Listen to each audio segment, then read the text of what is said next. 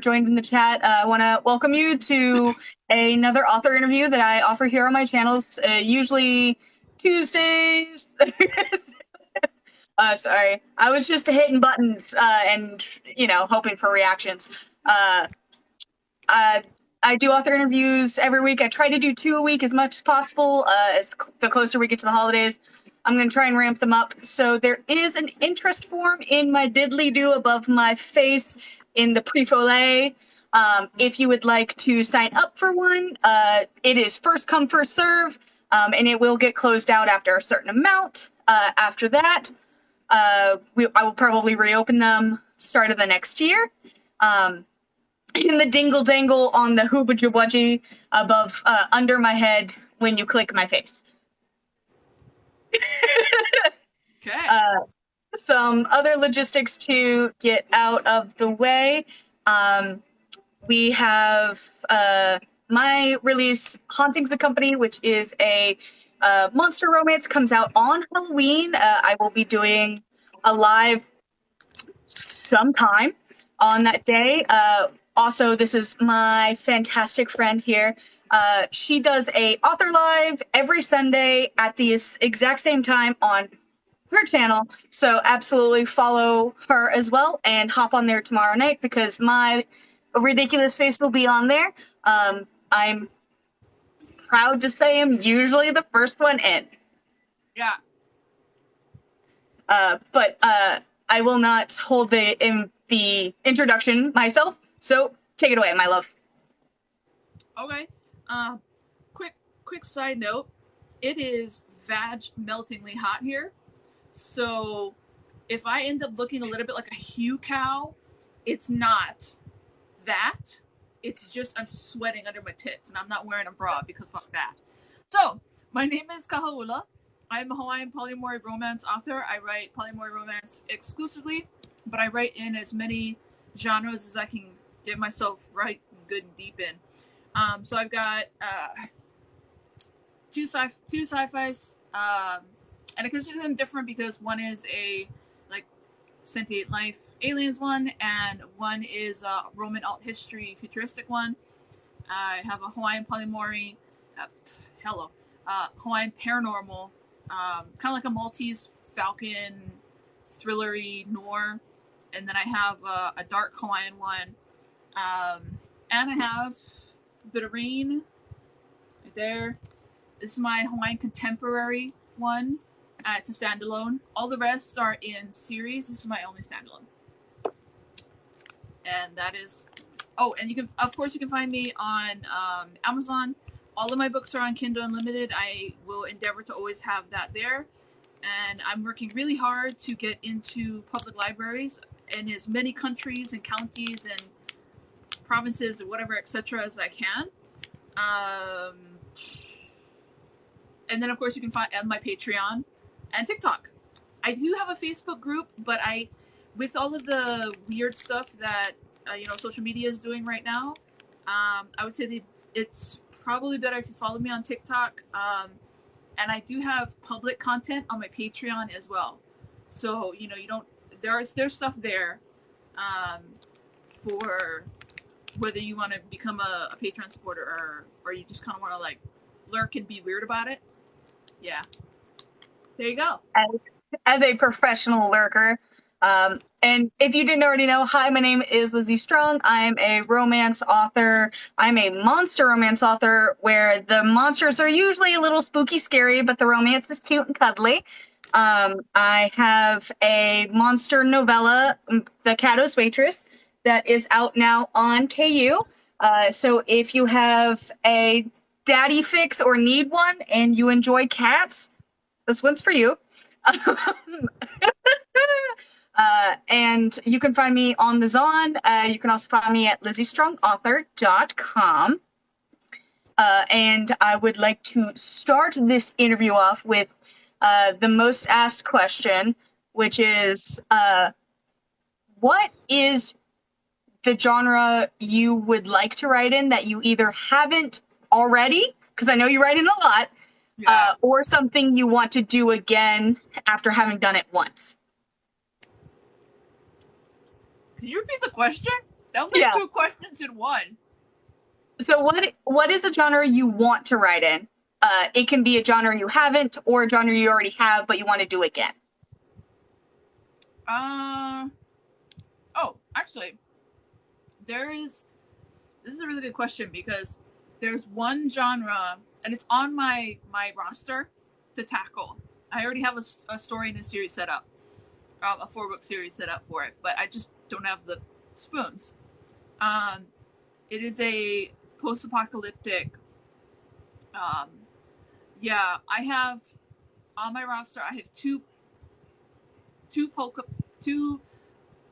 post-apocalyptic books. One is more aftermath dystopian, and one is more like right all up in that, like a prostate exam, post-apocalyptic. But it's the first one that's like straight up. That's on my I absolutely like I dream about this shit. But I got my roster already.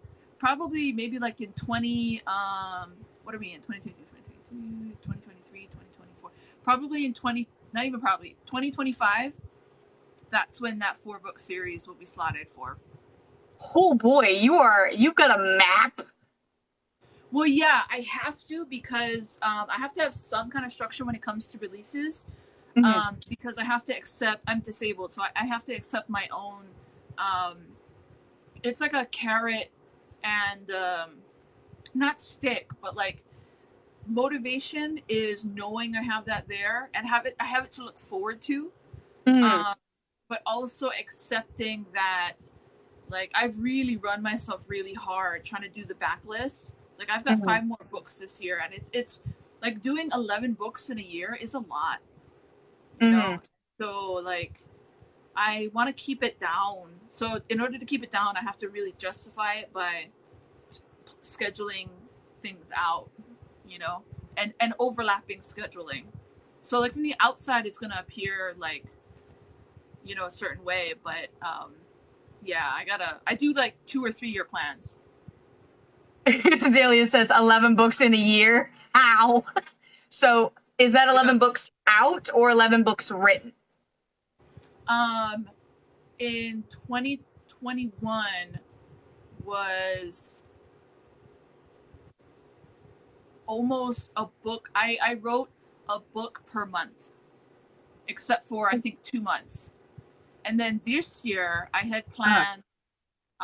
This year I had planned in my mind it was only going to be 8, so I had reduced it.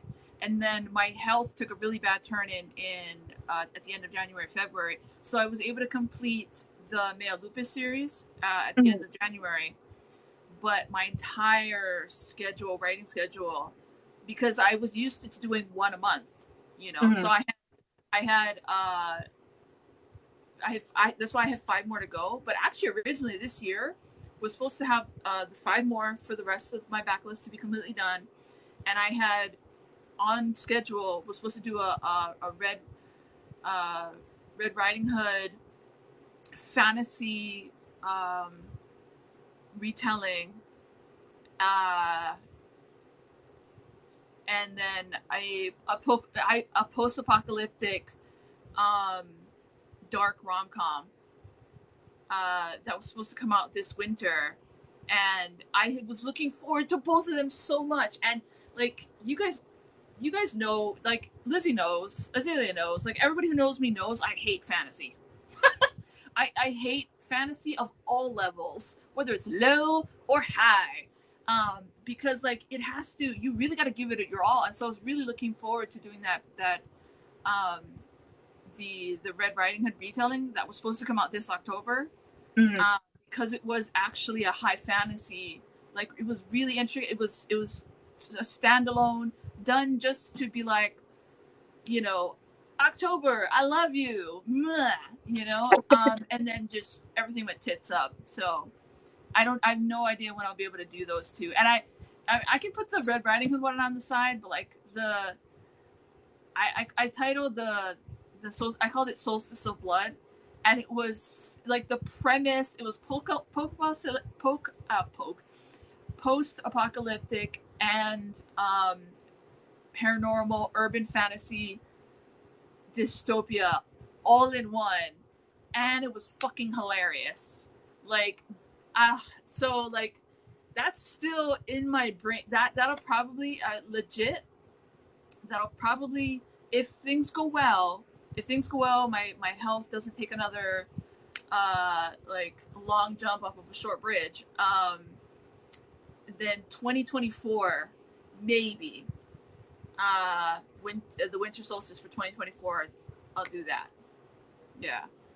And Azalea's hybrid gene books are so good. When you kind of take genres and combine them in unpredictable and also fantastic ways. So in Azalea's, she has a romance horror com, so it's a mix of all three. And of course, yours, I'm not biased. I can't wait to see what you craft there, because I think your Wicked Little Mind would be fantastic. Oh yeah, and it just helps because I'm a terrible person. So like things are always gonna come out weird. Well, but that's the other thing too. I think like what I love about indie authors and our entire thing is that everybody brings something different, right? So Mhm.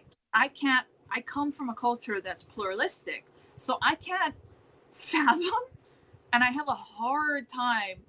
People think I'm joking. Annie understands. Like my PA, Mhm. she understands this, but I literally have a difficult time processing a lot of the things that my colleagues take for granted, like being in like one genre, or watching them like flail about when they're like, it's a this and a this. I don't know how to market it. I'm like, you have more markets. Like I don't. What is the problem? Like Whereas like I'll look at somebody being just an urban fantasy, and I'll be like, how do you live? How does that monoculture work? You know what I mean? Like I'm like, how does that plantation? That doesn't work. You know? Um, yeah, my brain. So it's weird, but it's beautiful. Yeah. So that's why like a lot of my books. If in fact the funny thing, if you look at the bottom of any of the blurbs that I write, the Mhm. bottom will always tell you in the parentheses. It'll always tell you like exactly. It's a micro blurb, Right. and all of my stuff are like that. I'll be like, this is a blah blah blah blah blah blah blah blah blah blah. See the forward 17 for commas TWs. later. Yeah, and it's even on my TikToks. Annie's wonderful. She does my TikTok since I'm in the writing cave of doom. Um, and Got to be we up have in this there in whole that brain of wonders.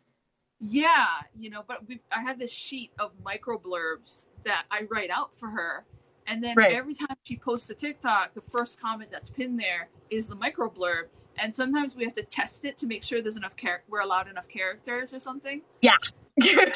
Yeah, so it's a different but you know what? No one should be surprised. I mean, yeah, a polyamory, especially an exclusively, a polyamory romance author, no one should be surprised that more is more. More is always better. More. And Not that it's one's more better, fun. but more. More is more. Better. Anyway. uh, but speaking of polyamory, as you are a polyamory writer, what are some things that go into your like character development that maybe having talked to people who don't always write polyamory or don't write polyamory at all, that either was like a culture shock or different? Like, how does your brain work when when it comes to characters and being polyamory? First off, otaku, hi, love you. Um, Otaku always shows up at our lives. That's dedication right there. Um, there's a lot. I'll be honest. It was a big shock. Like when I first put out my first book at like the butt end of 2020. Mm-hmm. It was that was back when RH was the only way you could market your books, and Mm-hmm. I hated it. I hated it so much for so many reasons that during that whole like debate and discussion or whatever. A lot of them people didn't even touch about. But anyways, and then finally, after kind of getting myself more established, I was like, quick, get all that crap off of there. And I rebranded everything, and I put, polyamory. And I think that the biggest shock for me is an ongoing culture shock, because my culture, I'm Hawaiian, and our culture, our traditional culture is very spice positive. It's very LGBTQIA plus positive. It's very,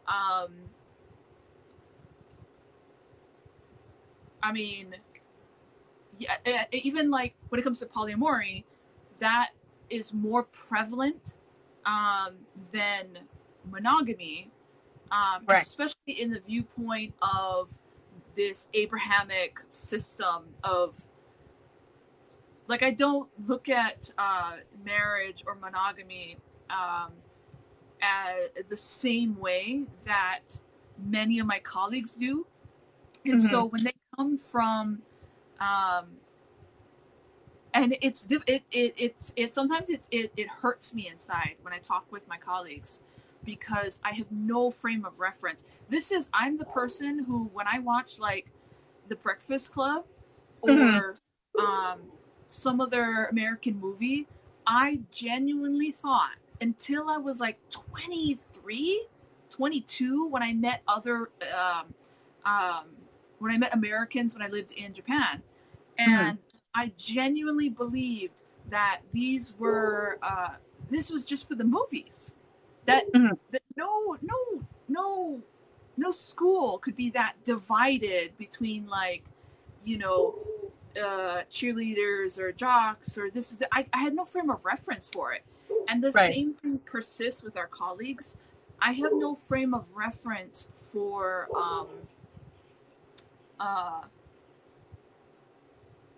maybe I can say this on your live. I can't get away with it on my live, but I don't want to get so, like, M-ogeny. Yeah. Like, I don't have any frame of reference for it, because Hawaiians traditionally are not the flaming opposite of oppressive patriarchy. We're the middle ground. It's an egalitarian base, and even and we're very adaptive as well on top of that. So, like, when Annie, my PA can definitely, she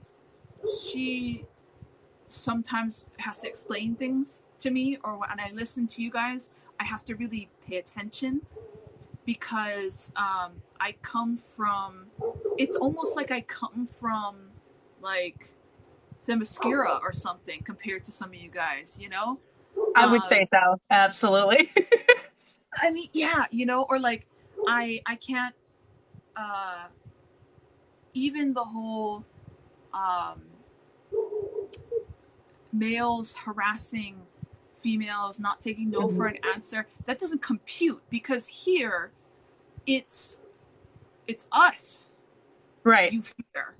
It's like, if there's a hierarchy, if we're talking, like, spiritually speaking, it goes Mahu is at the top, and I refuse to translate that to transgender, because that's not what that means, and I'm not going to say two-spirited, because that's not what that means, and that's not my culture on top of that. Right. But they're the first after Lahi Lahi, which is the first sentience, and then you have women were created afterwards, and then way later you have men. And so it's like, it's an accepted understanding that everybody brings something different to the table, but there's you never mess with a woman here. Like, I'm not saying that there aren't domestic issues that can happen, or that there aren't certain cultures, foreign cultures, that have come in here, especially of certain faith groups, shall we say, that have tried to brainwash people into believing other things. But yeah, so I lost the plot. but yeah, so it's but that's the thing. It's hard to really put my finger on it. Mhm. But it all boils down to culture shock. And I remember reading some of my colleagues' books and being like, and getting so frustrated, Right. um, because my I don't think that way, and it Right. didn't make sense to me, and it didn't come from a place of like ethnocentric aggression where it's like, well, this is how we do things, and so this how it didn't come from that place. Right. It's because in my brain I'm thinking logically that doesn't make sense, Mm. you know. It's like, yeah, so I've had to learn to take 10, 20 steps back. Right. um, and if I really don't understand something, then I ask Annie, or Mhm. I'll ask you, or I mean, you helped me out recently, and I mean, I joke about this. I joked about this with Nemi one time when we were in a live, where I was like, I have a cozy MC series that I'm gonna write in 2024, and I'm gonna Mhm. need everybody else is looking for like, sensitivity readers from like specific ethnic groups, and I'm gonna Right. be like, I need Americans. I need Americans to sensitivity read this, because I won't. There's a lot of things I just won't understand, and not just details. I'm talking about like mentality and Right. um, Getting the stuff like that. accuracy of actually having a story in America without being in the American mindset. And there are certain things that, I would love to write something uh, in another place, but like, Go for it, uh, Azalea. thanks, Azalea, but it's kind of that difficult bridge of, do I have enough context culturally to write something accurately as how people enter a bagel shop and get food, or like how interactions would go between people, like things are different between states, let alone like between whole halves of the hemisphere. So I totally get it. Uh, but since you're polyamory, I thought it'd be fun. We've had a lot of discussions on TikTok recently about my default is. So a lot of people are like, my default is queer, or my default is MF, or my default is this. When you initially start writing, do you have a default of how the relationship or how the people are, or do you kind of play random when it comes to who's going to be the main face of your story? Um, that that question in and of itself is really tricky Hmm. because, like I said, I'm pluralistic in my mindset. So there's no Hmm. such thing as a one Default thing. setting. Right. Yeah. So, I mean, the only way that I could, I guess, answer that would be to say that um, I look at it as, if I, from the outside, Hmm. it is my female lead that is the starting point. Hmm. The difference is that, or maybe not the difference, but um, it's always her story. It's always her story. But nobody is an island. Right. So even if they are a rock, an atoll in the middle of the fucking Pacific, that's still fish and coral and water and different kinds of water, open sea.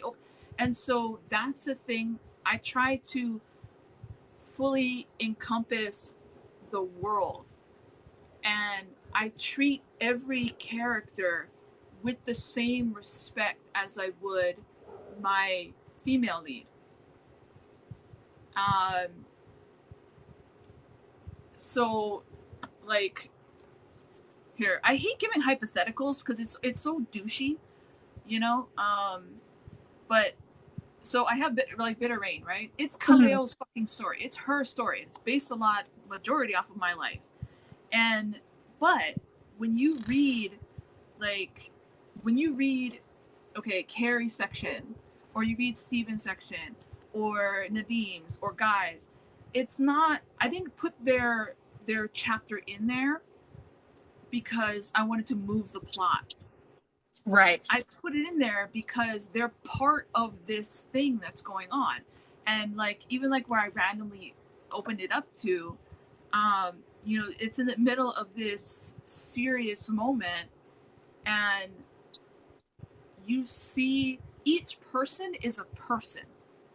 Mm. Um, and I think that's another defining difference between Waichus and polyamory. Mm. I mean, there's a lot of context that, but I think their backgrounds, their personalities, their culture, their heritage, their lack thereof, their whatever, their people. Mhm. Um, and if I had to say that the default is that I'm writing about people, I very much believe in my head that, I mean, if we want to look at it as like this, the whole multiverse thing, right? Mhm. That, you know, it's every decision, every moment, every flicker of a decision is a whole new world created, and diverging and everything. So I like to think of it as I'm just a story to somebody else in another world. And I would hope that because I believe enough in my own agency, Mhm. that I would have respect, to try my best to communicate the agency of somebody else in another world, even if it's not my own. If that makes Yeah, sense. no, it does. And I really like that. Um, so kind of giving your characters agency. The question is, how much agency do your characters have? Well, I don't give them shit. I don't give them agency. Right. They have Mm. agency, and I'm seeing, and I'm just desperately trying to record what what they're doing with that agency. And I can feel when I'm not doing it right. It's like a sour taste in the back of my mouth Right. because you can tell that it's something's wrong, um, with what you're writing, Hmm. because it's continuing to, it's almost like a paradox Right. because you're trying to force yourself onto their world and it's just not going to graft. I like that. It's different things. So if your characters run the show, um, what kind of prep work do you go into before you let your people do what they're going to do and that you're just following behind to record? Like, how do you get ready to set that up? uh I have I sit down, I open up a blank document, and sometimes it'll come to me in pieces, Mm. and so I try to write out the chunks, or the little, it can be one line, it can be a chunk, it can be whatever, but it's like pieces, and then I take those pieces, and sometimes I'll just sit there, and I kind of look at it as like, and eventually I'm going to get it tattooed over here. I look at it as a kaleidoscope. For some reason, I can, off in the distance, I can see Mm. certain shapes or sizes or whatever in this analogy, right? And then you slide those sheaths into the kaleidoscope, and you keep turning and turning and turning until the picture you see when you look through the hole makes a bit more sense. So Mm. sometimes that requires me to just start writing. Right. Sometimes it requires me to, um, step back. Um, but that's, in a way, you and I are similar because I either just start dictating and I just go, or Hmm. sometimes when I focus well enough, like I work the gears well enough, I can see something so well that if I word vomit it out or I type it out, then more becomes it's like blowing fog away. Like more of the world then becomes visible. More of such and such becomes um, possible to see. Right. So then it's my responsibility for my brain to put that together. I like Annie knows. Like sometimes I just fugue out. Right. Like I remember this one time with I don't remember which of my books it was, but I sat downstairs and wrote for 11 hours straight. Yep. Didn't move at all. Just wrote, and it was like almost 15,000 words later. I realized it wasn't like I stopped because of any. And that's the thing. It was brighter in the room, and then it was fucking dark in the room. And I Yep. stopped and went, I can't see what I'm doing. Oh, it's night. Oh, Oh, it's yeah. 10 fucking p.m. at night. Like I sat here at 10 a.m. You know, Yeah. so sometimes that happens too. You know, you get kind of taken over by. Yep. It just you get in the zone and all of a sudden you start writing and you're like, "Oh, I've got a little bit of the writing bug." And then all of a sudden, a significant other or my dogs are like, "Hey, it's been several hours. We need you to help us take care of." And it's like, "Oh, I haven't moved from this position in several hours." Uh, Yeah. I get carried away sometimes, and then I have to remind myself, hey, you have bodily functions at the very minimum that need to be taken care of. And that's going to be taken seriously because like you can I know authors I know Erin Hadley, we were talking about this one time a long time ago, Mm-hmm. and this is why like having your PA is finding the right PA for you Mm-hmm. is I would say more challenging than finding a spouse or spouses Yes. because they are the final caretakers. They are your caretakers. They stop you. They know when to stop you. It's not that they stop you; it's that they know when to stop you or when to enable you to like put the snap next to you, and they know to do it exactly at this angle to your hand. That when you go to delete something next, you'll see it, and you'll just shove things in here, In put it mouth. down, and go back. You Right. know, and that's really hard. That's really hard. In fact, I think Erin Hadley's um, PA became her co-author, Huh. and they write books together. Kitty Cox, yeah. So it's like it goes where it goes. The Right. bonds that we form with what we do are very traditional. They're very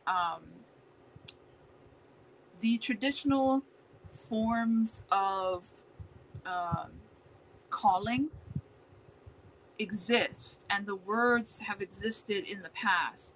But in this kind of modern world where things have been kind of parsed out, Right. um, dependent upon what country and et cetera, people might end up in situations that are dangerous for their health. You know, like how you were talking about, you know, other creatives who don't have a caretaker. Right. Uh, you know, Uh, so because that's also an interesting topic, and because you've spoken about your health in the past, what are some things that you have to take into consideration that maybe the regular author on the street might not even think is a consideration when it comes to creating like your next novel or your next Patreon novella? um, I think that there is a lot that disabled authors can really teach able-bodied authors Mm-hmm. because we cannot afford to burn out. Right. Because that ends up in the ER. And sometimes you end like me, you end up in the ER just because you end up in the ER. Um, so I think the first thing you have to, I would say, is you have to honestly look at what are luxuries that you are indulging in. And I don't mean like, oh, candy, or, I go into the spa. I mean real shit, real luxuries like Right. delusion, delusion that says I'm going to undervalue myself, I'm going to overvalue my productivity, um, I'm going to devalue, I've seen authors, I know that right now there's this thing raging across TikTok about, the price for ebooks, and I'm not even going to wade into that one because it seems like a mire. Um, Right. but you know, I have watched our colleagues, and it's a sad, trackable thing that's been researched about female entrepreneurs constantly selling themselves short. And I've Mm. watched some of our colleagues underprice themselves, um, or pressure to believe. Uh, Again, it goes back to like the luxury of delusion, the luxury and other things that are luxuries like undervaluing yourself, not Yeah. knowing your undervaluing yourself in the professional sense, monetary sense, and not knowing your worth, or ignoring your worth. Um, and this bleeds into like you know not seeing self care Mm. as uh, as part of work, as part of your budget, your time Yes. budget. Um, you know, not like I have uh, I have a whole team of doctors, and I have monthly with my main doctor. I have a pain psych. Um, I have and even if I didn't have that, it would behoove me, especially as an author who might write a lot of different subjects, to see a therapist regularly. If you were maybe able-bodied or something, maybe once a month. Most Mm. plans cover it, um, and it's a way to check in, like you would, whether it's with your dentist or your gyno or your whatever. I think that too many of our colleagues are succumbing to issues that would not be issues if they first um, assessed for themselves what are who they are and what they actually need Mm. versus all this other XYZ shit. So Right. If they saw their value not only in numbers but in full self, and like knew that going in beforehand, um, and having that confidence to fight for what you're worth, and knowing that's what it is, and not letting anyone shake it. Is that well, something you feel? Oh, go ahead. it's not just about I think for some people the first step is to acknowledge your worth as a person, as a you know and then as an author, um but it's and then to fight for it, Mhm. but eventually it just is fact. Like there are times where I've given some people, some of our colleagues, they're like, oh, you're so sweet, you say nice things, and I'm like, fuck you, no I don't, they're facts. Right. I'm not a nice person, I'm not gonna be over here be like, oh, I'm gonna say nice things. No, it's that's me saying that Azalea makes hilarious TikToks that are very on brand with her book Odd Blood is not me being nice. That is A correctly fact. assessing the work that she's done, and it's a fucking fact. That's no different than being like, we have one sun that we know of. You know, I mean, who Right. knows? There could be some other variety out there that circles us like once every billion fucking years. I don't know, but like, Right. it's still a fact. You know, um, there's it's things like that that once once you realize that something is a fact, you're not going to waste time fighting it. Right. Sometimes you have to fight it first because you have to prove to yourself, not really others. Hmm. And then once it's proven to you, you're like, I'm not going to Right. argue with a pigeon. Yeah, I'm not arguing with a pigeon. I'm not, that's fucking dumb. That's a waste of my Right. time. And time is the only resource we really have. You know, so why waste it? I mean, shit, we're all gonna die soon. So, Right. Might as well go out having an absolute blast. well, yeah, and you know what? The number one thing, it's not people don't necessarily regret what they've done. It's what they've not done, Yes. and I'd rather regret what I've done in all of the ways, but not really. Um, but never what I've not done. That's fucked up. So then on the kind of topic of would you rather or more regret what you've done, is there anything in the past, and it doesn't have to be like dramatic or scandalous or anything, it can be absolutely funny, is there something that you were like, ooh, I shouldn't have done that? So A lot anything of you things. can think of? Anything TikTok allowable that you can elaborate on? Um, I'll give you a real one, a non-funny one, a real one that's not funny, and it to this day it fucking haunts me. And it's something that I regret, but I don't regret. Uh, I, you know, so for those who also don't know, is that I am, uh, I'm in no way submissive. I'm a dom.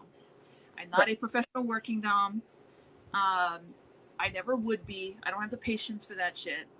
And Fair. um, but I remember being with this one particular person, and I hurt them. I'm talking black and blue bruises, okay?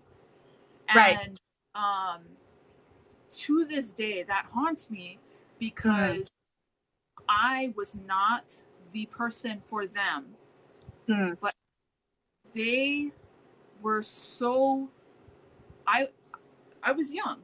They were so Mm. insistent and committed to it. Uh, and by it, I mean the experience of being with me in a spicy way. Mm. And I was too young and dumb and aggressive Mm. to realize that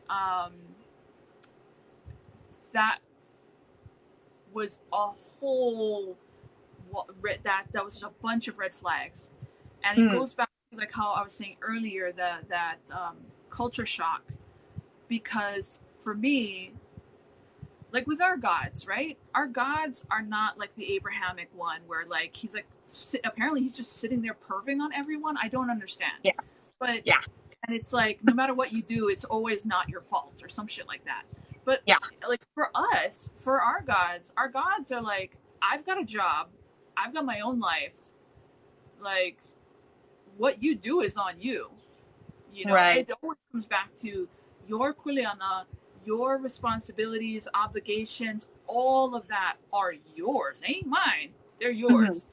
And so I could not fathom at the time that this person that I was with, that I then subsequently hurt, um, did not have that same mentality. So they did not. I don't want to. I can't really explain it, but they Mm. did not have the strength of agency to. I feel looking back on it to um, stop. Right. And to know that before even anything had happened, um, that I would have been a bad fit for them. And Right. because for me, the moment you give me enthusiastic consent, that means you've put your adult big girl panties on. You've made a decision. We've made a decision. We're gonna do something. You know what I mean? Right. It's a very dom mentality. It's a very But the thing is, right? Like, and so it was a learning lesson. And I went to an international university, and it was a big learning lesson. Big, and it also made me. It's a regret that, like I said, it still haunts me, but I have I would never take it back Mm. because um, I can't say what it did for that person, but for me, it then was always a reminder that you know people can lie even to themselves about what they want and what they're up for, and then you feel like absolute rubbish Right. because they were not. And I had made that mistake some other times, not to that extent, but um, where it's one thing out of this side and it's Right. another thing out of this side. And so I think, especially as an author, everything is a lesson, and Mhm. everything can be every moment can be teachable. So I like that. So, what are some life lessons that you have actually used to like, specifically, let's say like Bitter Rain, because that's your contemporary. Any life lessons that kind of went into Bitter Rain? a lot. I no joke. That's Bitter Rain is 90%. I mean, like I've changed major things, names, and like reasons for her injury. Um, but 90% of what's in there is has literally happened to me. So like um, there's sections. In fact, there's a when she's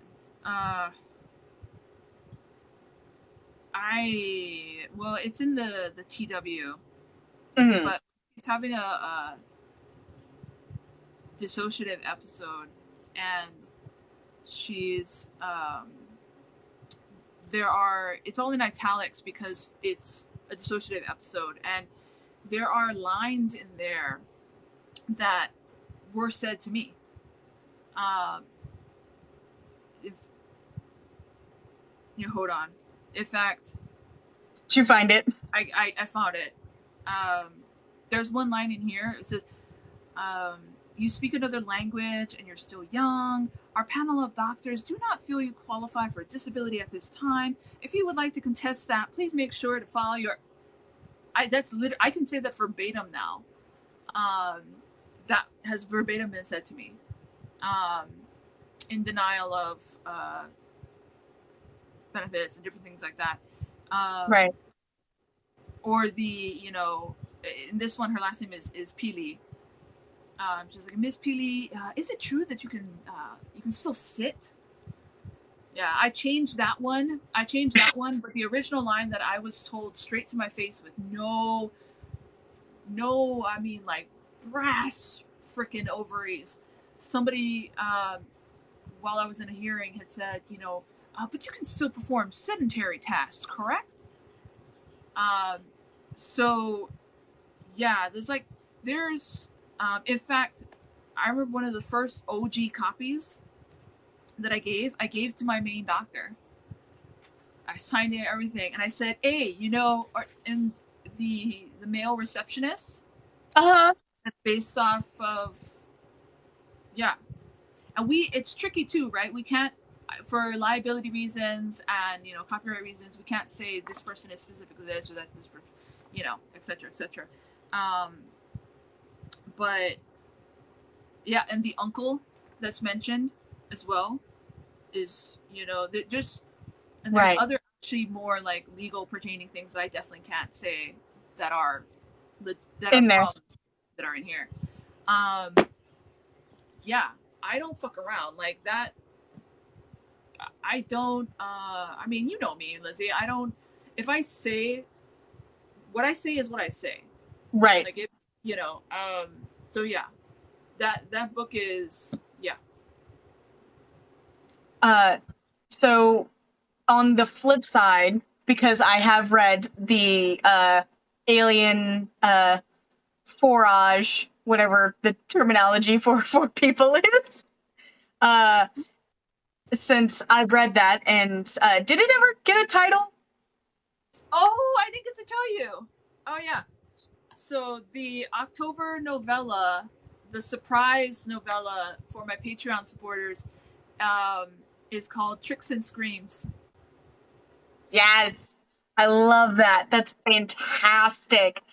So on the flip side, Tricks and Screams is very like short, sweet, and to the point. I mean, sweet as in it's delicious to read, but like not necessarily the sweetest of sweet romances. What might you say kind of went into creating that? First, I'm going to disagree. I would say it's pretty sweet, according to me. Um, and that Well, well, but there's cupcake sweet, and then there's your sweet. yeah, and that's the other thing that like highlights the differences, right? Like, the funniest shit I've ever heard come out of Annie's mouth, my PA's mouth, was she read my September novella for my Patreon, and she was like, "I don't." I had to check that this was from you because this didn't sound like you at all because it's this super. I mean, you think like the Equinox Wishes for September's one was like, I mean, gosh, It was you know. good. Annie did comment, But said it's not sweet like the September novella sweet. yeah, well, I mean, let me put it in perspective. When I read Harley LaRue's, and I have the freaking paperback right over there. When Uh-huh. I read Harley LaRue's The Dare, Mm-hmm. I missed it up. Some people, like most people, I want to say 98% of the people who read The Dare were like, "Oh, it's hard B, you know, Right. and it's super smart and this and this and this." And for me, I read it going, "Oh my gosh, they got their second chance and it's so adorable. And look at this baby rabbit." I That's love how that I about looked you. at it, The Dare, I truly do. And when she wrote the Losers Part One, Mm-hmm. I read it the whole way through, waiting for Harley to like bend to the market of some stupid ass shenanigans, because I mean she's big. I mean like that crunch on that monkey on your back, Mm-hmm. to like bend to the market, and she didn't. Even to the last sentence, it was the Mm-hmm. sweetest. Like, I mean, people are gonna read it still and be like, "Oh, it's hard, no, no, no, no, no." And for me, every scene, even like you know, every scene for me, and that just kind of shows. That's also why Annie has to read things and provide me with a list of TWs and CWs because I half the time I'm like, that's a CW. It was so cute. And he's like, no, no, no, no, no. Underline, underline. Because my brain is like, that's how much you love and respect someone, especially if you're their dom. Like, if that's how much you love and respect someone, that you're creating this thing for them that that they want and need, and it's there's so much uh aloha and compassion and love and empathy that goes into that. So like, I know the one that you read, Tricks and Screams, yes, it is dark, but it's a dark second chance. And for me, when I read that, it's sweet. It And is. It does have it's a little bit of a kindness to it that, like, even though it's dark, there's still that layer of, oh, they've got this cute relationship, even though there's the taste of everything that's happened in the story behind it. And then you get to the relationship and you're like, he sent her flowers Yeah, with notes attached. well, and it's the way that I think this is another thing that, again, it's a cultural difference Mm, where, you know, the whatever spice I have in something, it's not, there's no disassociation, it's mm, plot. And so they speak to each other with their actions, with their bodies, with the way that mm. they do that. And so I think I lost the question. So good. Uh, a question originally was, what went into that one? Unlike Bitter Rain, which had more of a like down to earth, it's contemporary, based in reality, also based on things that have happened to you and life lessons you've learned. What are some things that went into tricks and screams? Okay, again, it's going to be this cultural difference, like how we were talking earlier. Uh-huh. I don't consider them, I don't consider there to be a disparity between the two. Because again, like I said earlier, I firmly believe that there is some reality out there that that exists where these people, this situation, this world, whatever, actually exists. Mm, And so I look at it as, if that was the world I was living in, that would be contemporary. Um, so it is one of those things. I think the uh, if we're talking about like technique, uh, it would be that I cap myself. So with the Patreon novellas, I'm only allowed to do between 5 to 10K because I write okay. them every month. Yeah. Yeah. Um, so they're only allowed to be 5 to 10K. I have gone over that before. I think my August one, Deep Glow, which was a marine biologist Hawaiian paranormal one, was 14. But that one is because, and like a lot of my novellas that I write for the Patreon, a lot of them do become like um, either standalone novellas, or like how Tricks and Screams will be, um, or prequels, you know. Mm, But Deep Blue was different. That one revealed itself to be actually the beginnings of a book that I had to kind I of, like it. cut back. Um, and I lost the question again. Annie said that one was scary because it's all open water. Uh, my husband would agree. He doesn't like open water. I don't know if you've seen the, I think it's called like the Water Dragon, or it's a new Disney animated movie that came out, and essentially a father and child are on a ship, and they get the ship broken and they fall into the ocean, and they're, oh no, it's called the Sea Serpent, and there's a massive Jormungandr in the ocean, and you just see the face underneath, and it's massive, and then it disappears into the shadow. And I showed that clip to my husband, and he went, nope. Just walked away. He was like, I am Yeah, not watching that movie. I was like, it could be so heartfelt and cute. And he was like, absolutely not. He disappeared. We don't know where he went. He could eat you without even, you wouldn't even know. You would be gone and it would be dark. And I was like, but it could be, it's a Disney movie. He was like, no, yeah, hard nah. no. You know what's pretty funny though? I think people who have always been landlocked, not just for Mhm. their life, but for, like generations. Yeah. Um, Open water freaks them out. For me, Hmm. endless land freaked me out. Yeah. That freaked me out. So I remember I went to go visit. I went to go visit some friends in Minnesota, and this was a long time ago. And I had a panic attack uh, because when I looked out the, well, first I had elevation sickness for 24 hours, and it was Yeah. so hard. Um, my friends, they had to figure out that I had elevation sickness because it didn't. Thank It goodness my didn't friend, click. she fully understood. She was like, "No, you definitely have elevation sickness. We're gonna do this, and this. You'll feel better by tomorrow." But I had a panic attack in the car on the way to the event where I was presenting, and because no matter where I looked, I couldn't find the ocean. Right. It's dry. And it freaked me out because then I thought, I'm going to die if I can't find the ocean.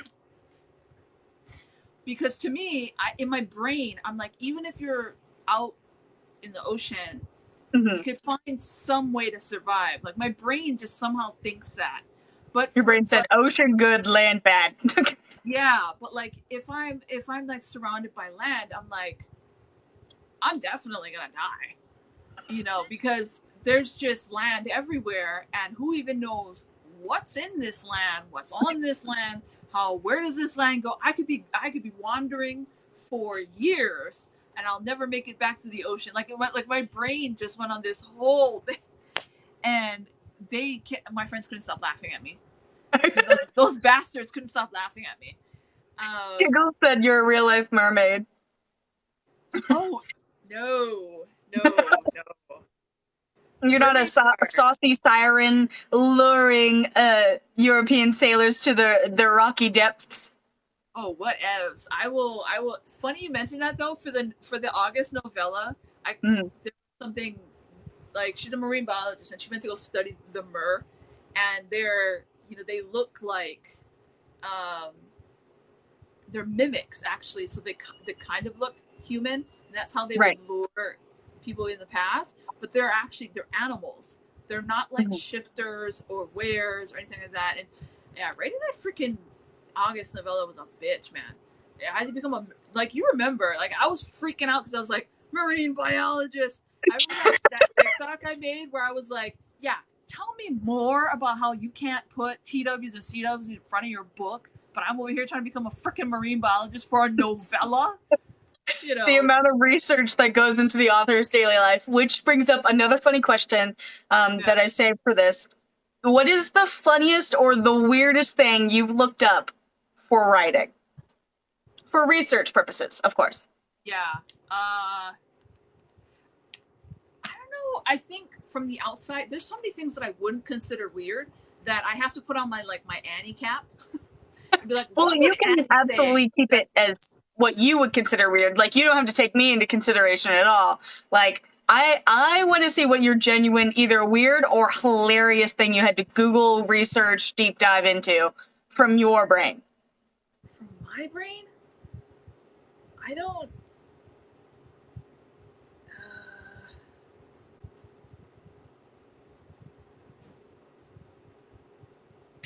See the dots loading. I don't consider anything weird. I mean, that's why I said I have to put on like the Annie hat because like she can tell me what's gonna seem weird to other people. If I had to, I would say, what I would consider weird would be when I've had to ask my colleagues, Annie or my colleagues, to explain misogyny to me. Yeah, that's fair. Or when she's had to explain, I've had to ask her, why does this female lead in this book, like she knows, like I will straight up bring out the book and be like, why does, like, that's usually the only times I'm really kind of like, it's weird. I would say from the outside, I am now intimately familiar with so many different animals' reproductive organs. Same. Yeah, but it's mostly for monsters. Weird though. Like I consider that you actually putting in the effort.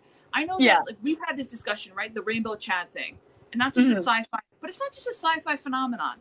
The rainbow Chad thing is also a urban fantasy paranormal problem. Like I have in Mad Annie, I have a were spider, And, you know, I have a were gorilla. I have, um, but like those two are really good examples because I'd be like, okay, um, this character is from Nigeria. He's from the Cross River area, which is a massive um, animal reserves, and especially for the very famous the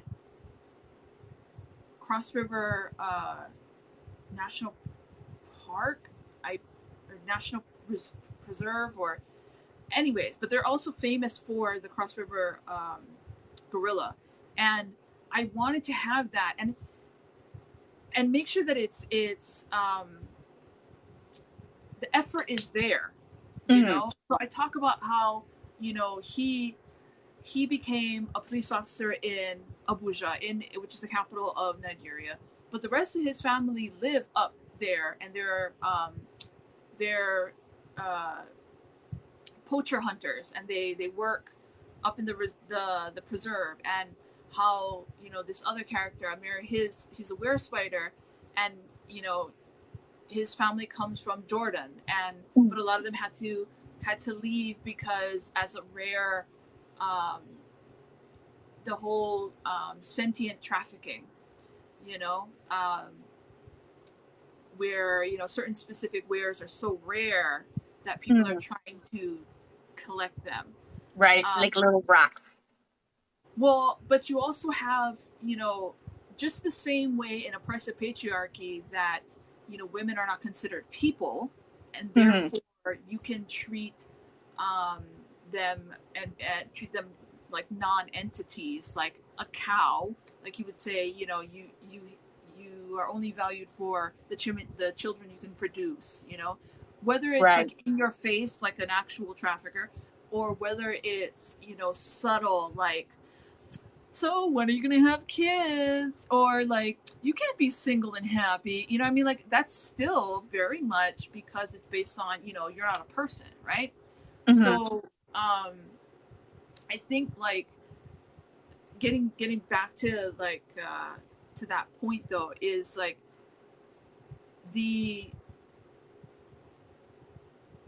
there's no shade on authors who want to keep it light. But like you've heard me say before, like, but don't tell me that you're Jimi Hendrix when you're Nickelback. Fair. Like, you know, it's okay to be Nickelback. It really is. You know, like, jingle writers, they're part of our world. You know, they get paid really well. They love their job. They, you know, a lot of them do love their job because they get paid a lot. But like, don't be that douche canoe who's like, Emma, you know, oh my gosh, yeah. No, that's not how that works. But yeah, so I don't know. I heard some really cool stuff though, and in a fun way. Then I'm able to be like, then I'm in a unintentional way. I'm then introducing people to the concept that, yeah, you know, that country that you maybe have heard of or not heard of, there's real people that live there, or there's real species that are incredibly important that exist there. You know, like, removing the luxury of facelessness, not on purpose, but just as a like a side benefit, is a nice thing I like to be able to do. In the comments, we had a discussion about how to kind of choreograph spicy scenes, and, you know, using like stick figures versus like having to draw it out or acting it out on the floor. So that's an interesting concept. How do you kind of keep the body parts in line? Like, how do you make sure someone's left foot doesn't go through their torso? When it comes to spicy scenes, how do you choreograph those? A lot of it, I've done it before. Fair. So, like, that helps. Like I'm not, yeah.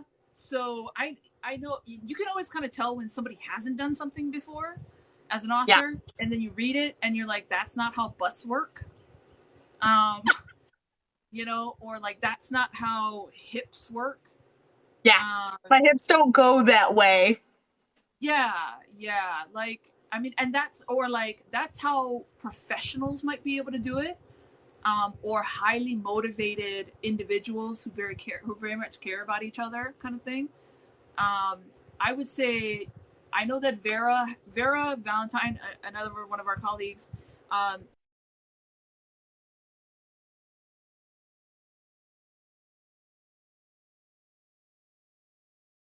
she, yeah, she's just, so if people need help, I would say you have that. Mhm. Madeline Faye did one of the, she does Spiteful Punks. That series is Chef's Kiss, Dark. Definitely go check your TWs and stuff like that. C.A. Renee, Ari Bond. Um, they are all absolutely people. I would say that if you need help with something like that, either to look at what they do or to read their passages. Um, but the okay, funny story. Madeline shared Uh-huh. this stick figure drawing she did, and it was the fucking most hilarious shit I've seen in so long because it was perfect. It was Right. perfect. Even down to like the guy not participating that was getting a little bit of the poke Right. with the Sharpie thing. Gary. And so I always tease her. I'm like, it's not a group thing if Gary's not there. Um, but but yeah, I think the first step though, the very first step, I think that gives me an edge. Um, and you as well. Mhm. I would say Lizzie and a few of our colleagues, is that we innately or by practice acknowledge the agency and personhood of the characters we deal with. You're not going to forget that, I'm not gonna, okay, I don't know, pick one of my books and I'll pick a group scene out of it. Uh, since you brought her up last, Mad Annie. Mad Annie. Okay, are we looking just two people or We wait, can. we haven't had a group yet in the Mad Annie series, so Okay. or group according to me. Well, we can always But just talk about your. Oh, go ahead. If you got an idea. well, no, because it might divert into because it's a two males scene. So I think I'll probably save that for a different discussion because that's a whole another can of worms. Like especially when it comes to agency, like people are not props. Just like how Nemi Right. always says, oh, it's a culture, not a costume, right? What's another really Annie? Help me out. Oh, Sapphire suggested smugglers. Bitter Okay, Rain all or right. I know. I look. Smugglers. Look, I'm a hue cow. No, I'm not. It's hot. Okay, and I'm sweating under my boobies. Um. Okay, so wait. Let's ignore the world. Do you want Do you want the group scene from Bitter Rain for me to break that down, or because Annie's like, there's a huge 9-person group thing in Mhm. Smuggler, but I've also Well, had we'll like start with smaller this. ones, just like 3 people. We'll do the Huh? smaller Bitter Rain one, and then we'll escalate to our 9-person smuggler. Oh, okay, okay, all right, okay. So, uh, which group one are we looking at though? Um, Whichever one you remember best. okay. You know what? I'll do Stephen, Carrie, and Khalil. Okay. Um, you just asked for a group, and so Bitter Rain popped in my head. Um, okay, so let's look at the Stephen, Carrie, and Khalil. Right. Um, it's they've had a discussion, and about them accepting for Stephen and Carrie accepting who each other is, and then there, and the logistics of that one was interesting because you have Dom and soft Dom and puppy in the middle. And so, you know, it's not just the physical spatial logistics, it's the emotional mental logistics as well. Because this is the thing too, like I think there's another thing that might, if you had to try and draw a line between waichus and polyamory romance, it would be that there's still very much like people look at waichus as a way that they can say polyandry without saying polyandry, and so the focus is still very much on like about her and what she wants and her needs as female lead, whereas in that scene in particular, it was actually about Kaleo and Steven caring in the middle. It was about that. It was about sealing. I got stuff on my fingers now, but sealing. And that's also what she said. But and he said and they said. Anyways, I digressing. But it was about that connection. Oh no! Filter to Somebody said something naughty. So it was about that connection. So if you're looking on a spatial awareness, you have also, because it's a disabled romance, you have to be aware of where the bed is, who is on the right or left, who is in front or in back, who is upright or semi-upright, like, because you can be on your knees and not be up on your knees, right?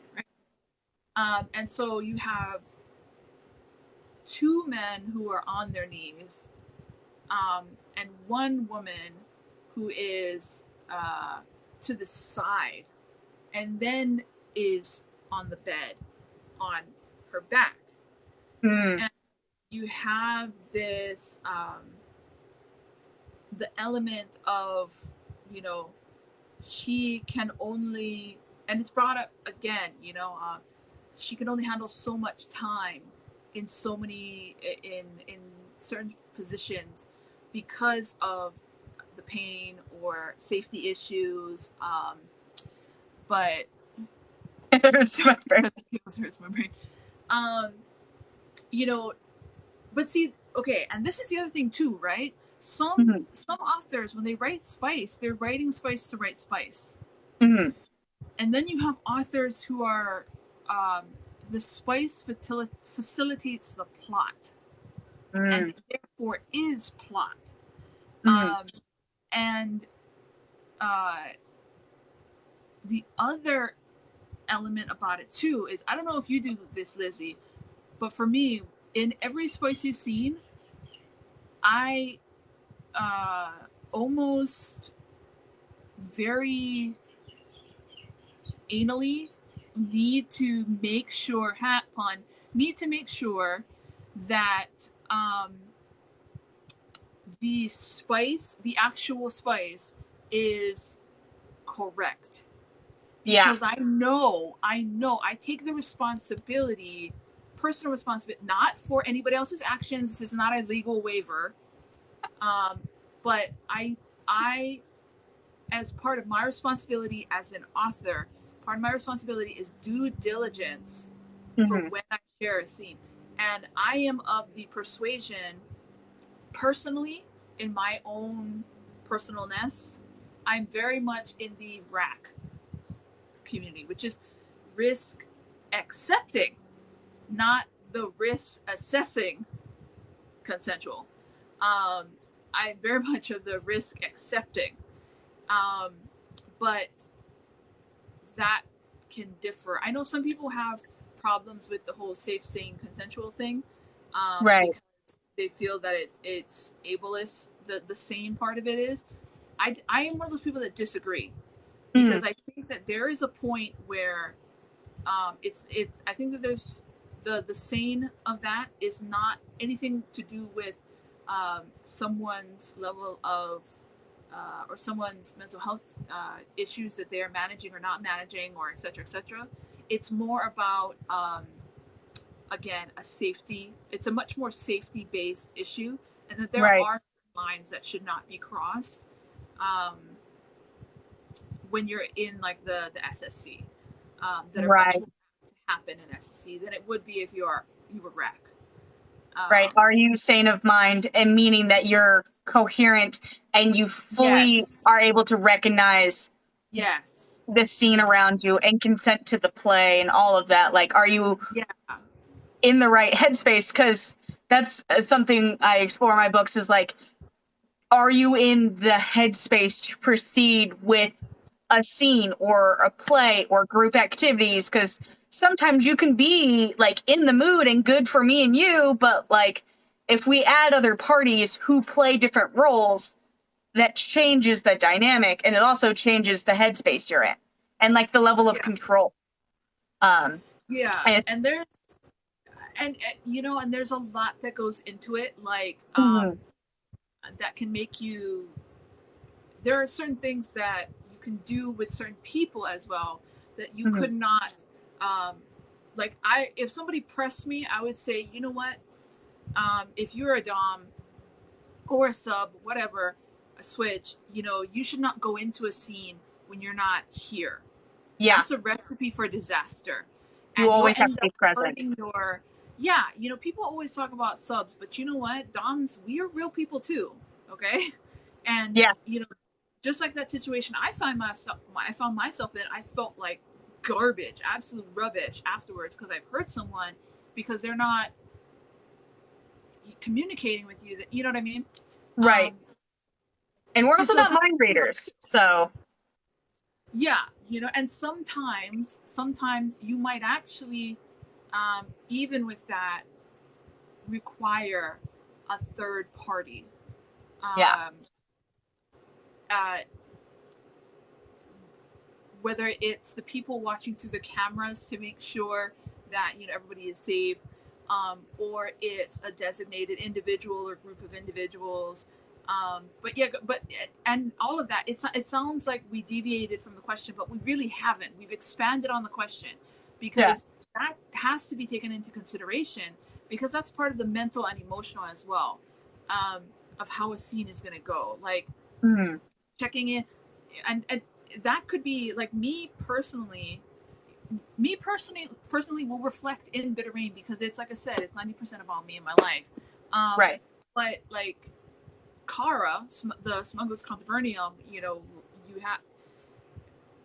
have she has 8 wolves and her, and then Mhm. there's this massive scene um where it's all of them, and you have to, as an author and as a reader, accept that who you are is not who they are, and the they will be different in how things go. Somebody may end up on their knees because I saw a comment in here that I really, really want to address. Sarah Faulkner, Mhm. she wrote in here, yes, I have a friend who wants to skip over the spice in my book, but in my book you lose so much plot development, all that stuff. And that's the thing, like, um it's I feel for you, I aloha you, from author to author, because I know readers, there are some readers that disassociate with that, and Right.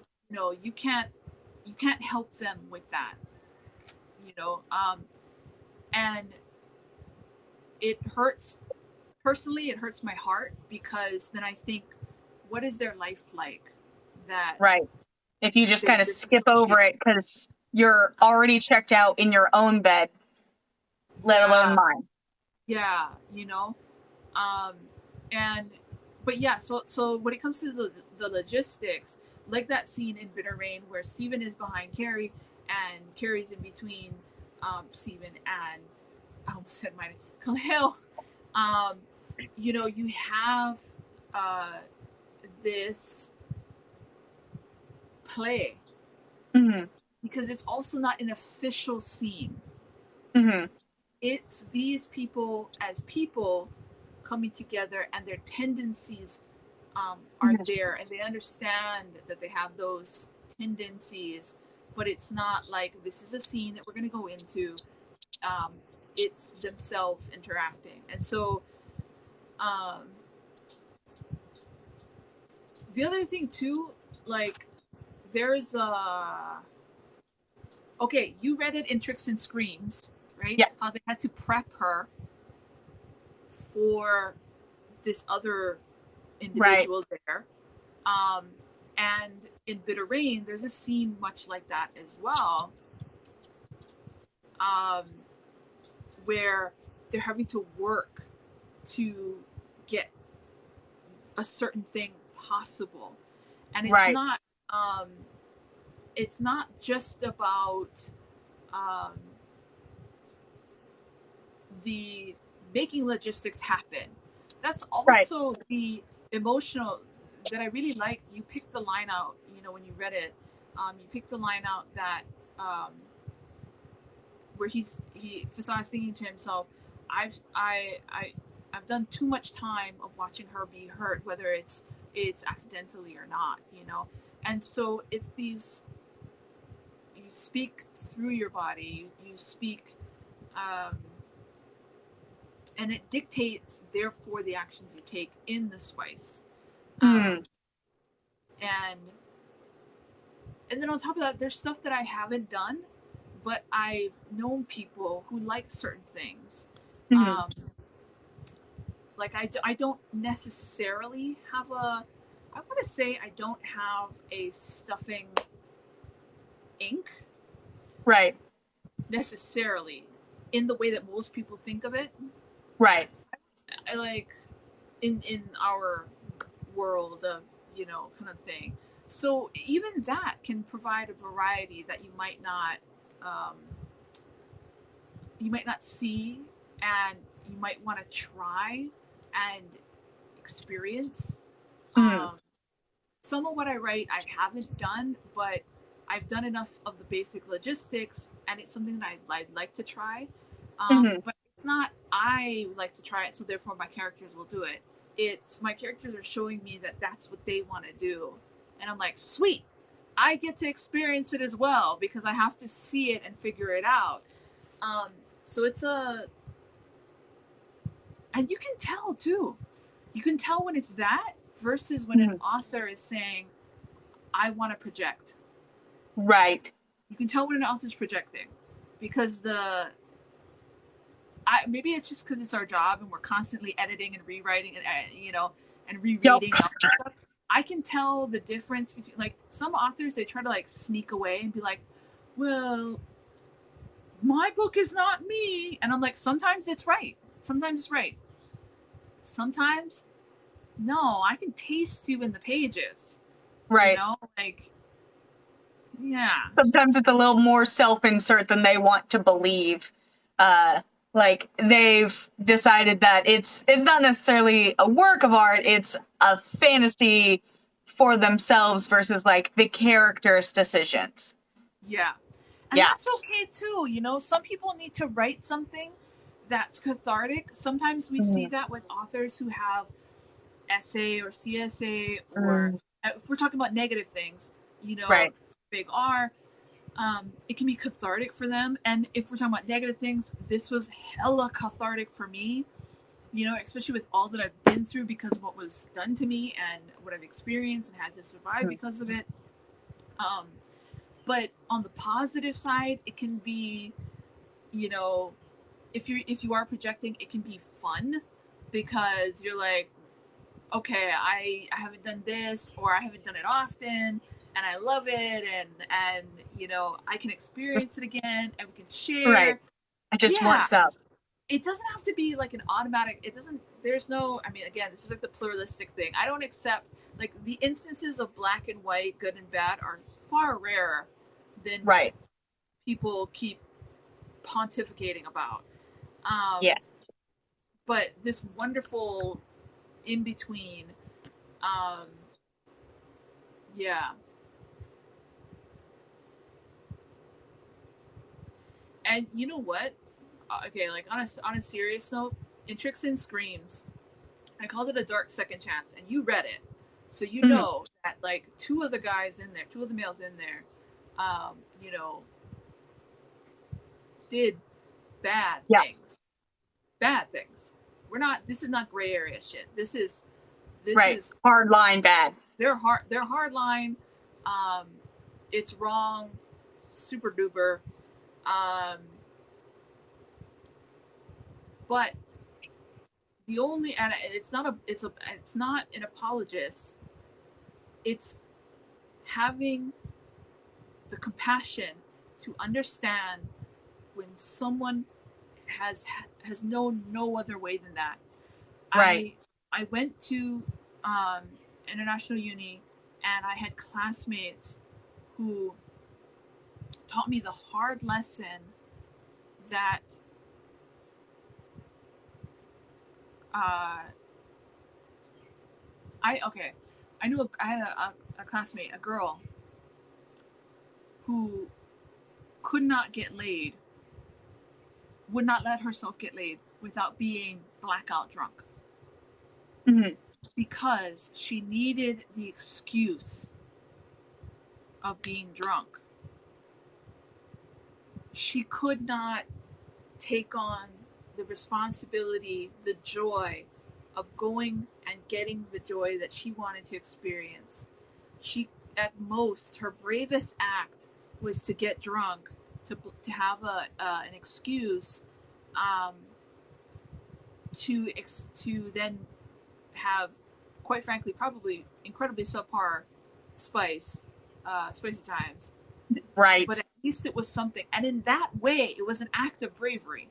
And Mhm. I had classmates who came from countries that brought up their males to fully believe.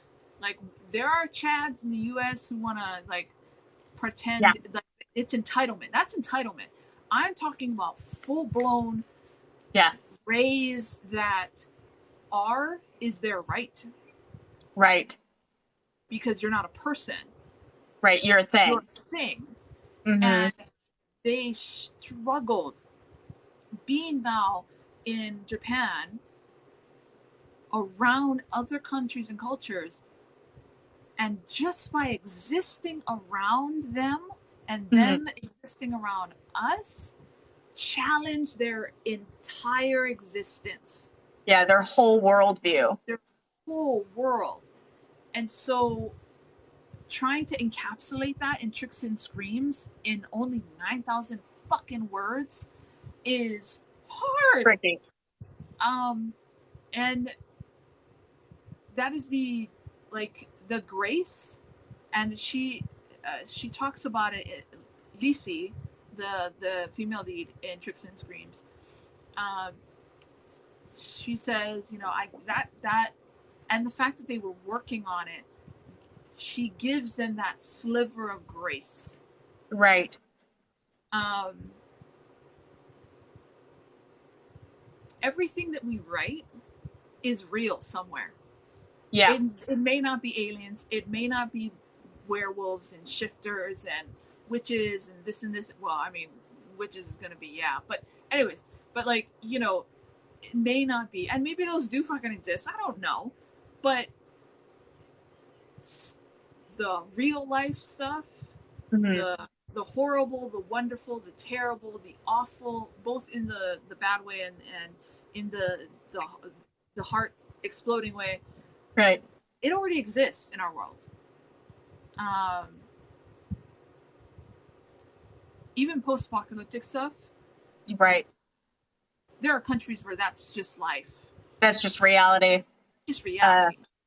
when I was a very young 21-year-old, I was a restaurant manager, and my boss hired a new line cook, and he said, "Hey, you need to train him over the weekend because he needs to be ready for lunch rush starting Monday."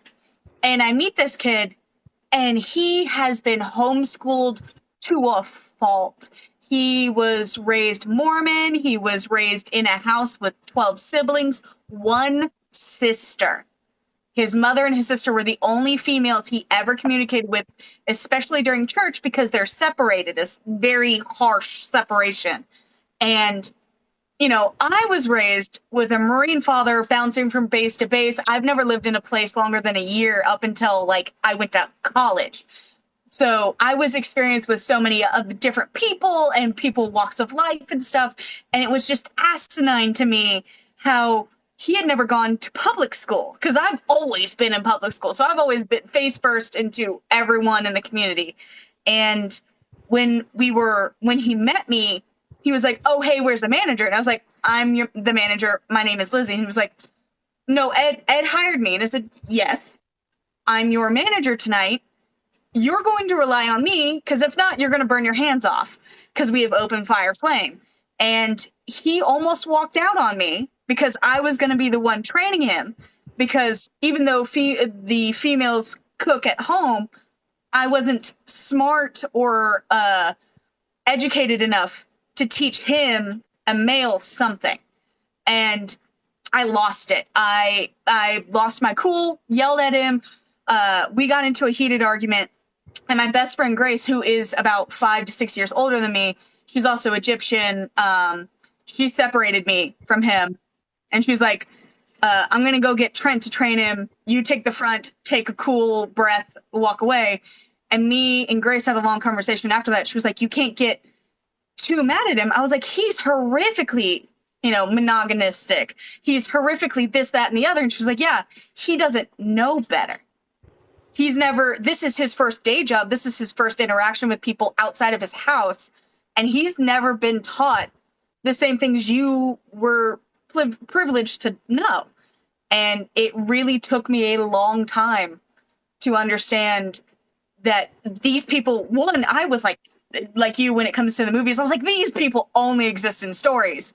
And then I met him and I was like, oh, some people truly don't know better. Now, granted, me and him got into it all the time about, "No, I'm your manager. I write the schedules. I do the inventory. You do what I say, or you're not getting hours." And it took him a while to finally come to terms, and a very long night of me, Grace, him, and Trent in the trenches cooking a lot of food for him to finally start to open up and be like, "Oh, they're people."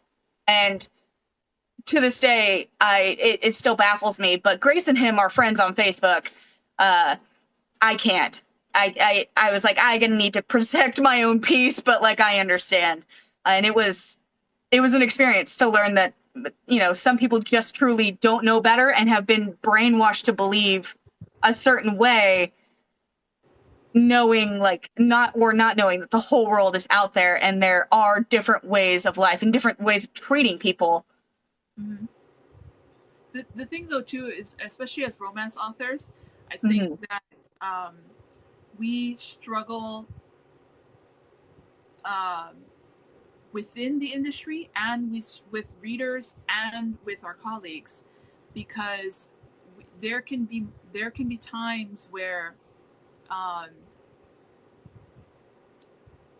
and I've been in this situation before, where to me, I'll see somebody do something and I'd be like, you realize that's internalized emogeny, right?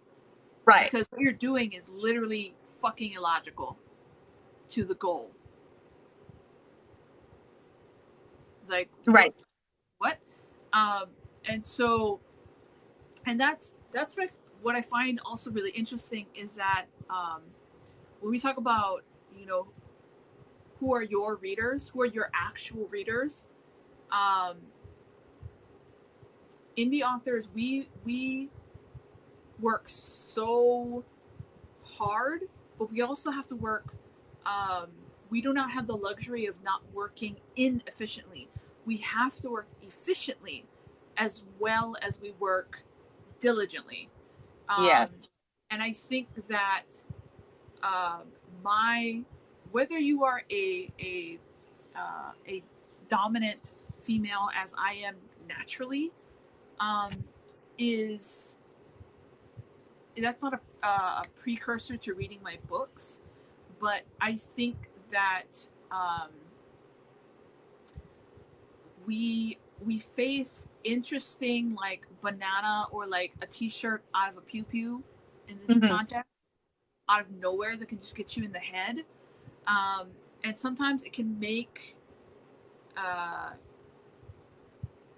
being an author tricky, very Mm. very disheartening and tricky sometimes.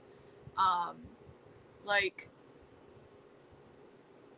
because I know more people like me and or like my readers exist in the world.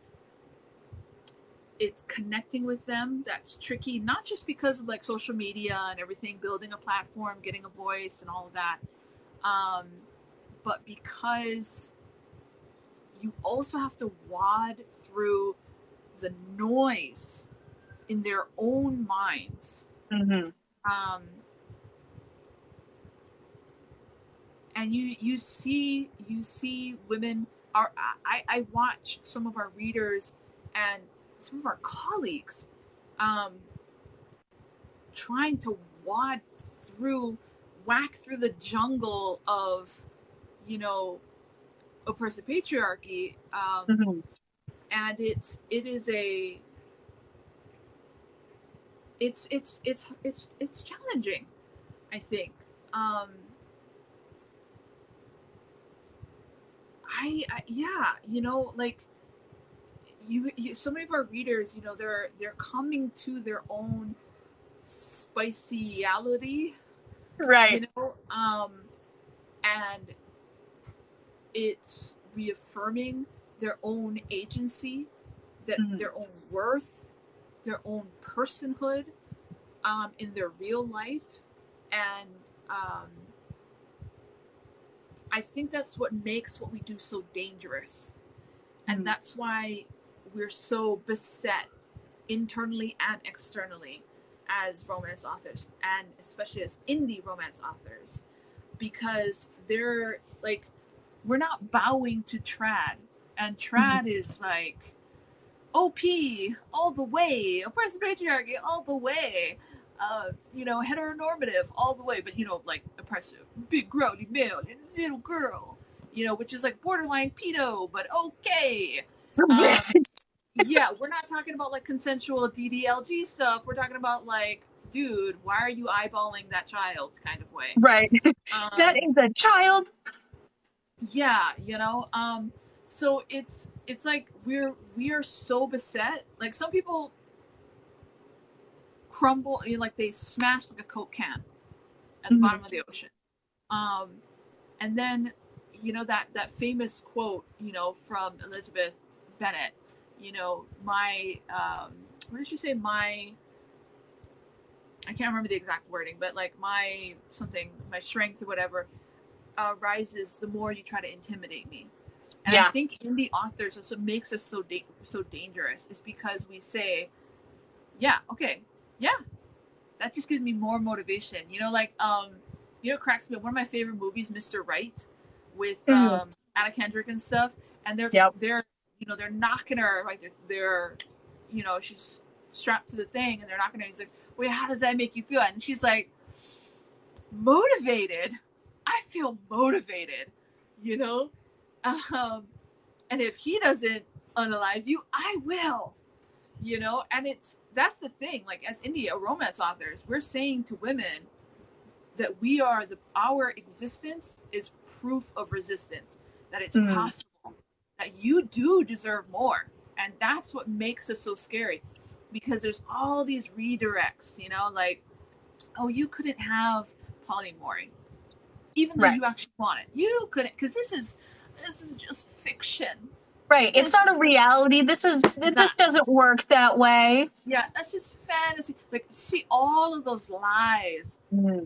all those little tripwire lies. And I think indie authors like us continually prove the how blatantly bullshit that is.